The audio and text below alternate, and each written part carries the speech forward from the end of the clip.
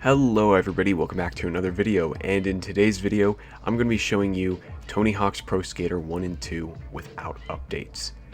So I'm sure many of you guys are here because you've looked at the box art for the game and saw the requires content download message. Either that or you heard the rumors that the game requires an update to play, and I'm sure many of you guys are asking the question, does it really require a download to play?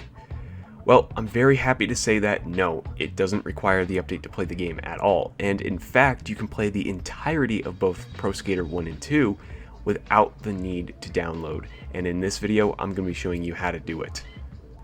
So, first of all, there has been some confusion around installing the game without updates, which has resulted in many people still thinking that an update is required to play. So, I wanted to clear things up. Before I get into installing the game, I wanted to show you how to actually get around the update downloading, because that's actually something many people don't know. In order to stop the update from downloading, the best method I've found is to go into your network settings and uncheck the connect to the internet box.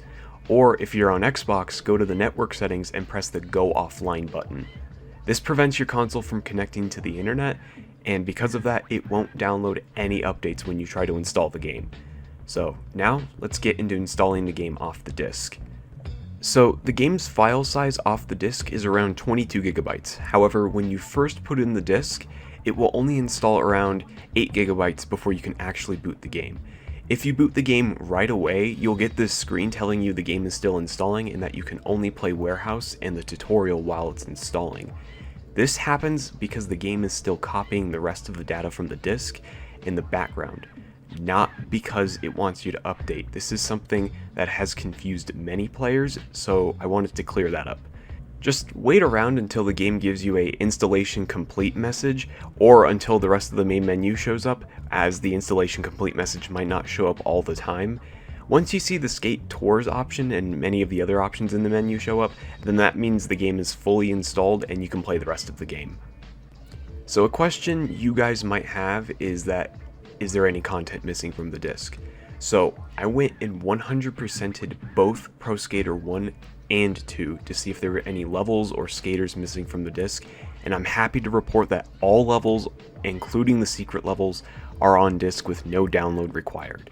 Same thing with the skaters, all of the base game skaters are on the disc, and there are also 2 secret skaters, and I did unlock one of them, that being the Roswell alien, and I didn't unlock the other secret skater, that one being Officer Dick. However, since there is a trophy for it and also a challenge for him in the game, I would assume he's unlockable and usable as well. Now, as for any missing content, I did notice a couple of cosmetic items were missing. They were some logos and boards that I noticed weren't in the pre-patched version, but were in the latest version of the game. There are still tons of cosmetic items in the store to buy and unlock in the pre-patched version of the game, so you are still going to have tons of customization options in the off-disc version of the game. Just know that there are a couple more options if you do decide to download the update.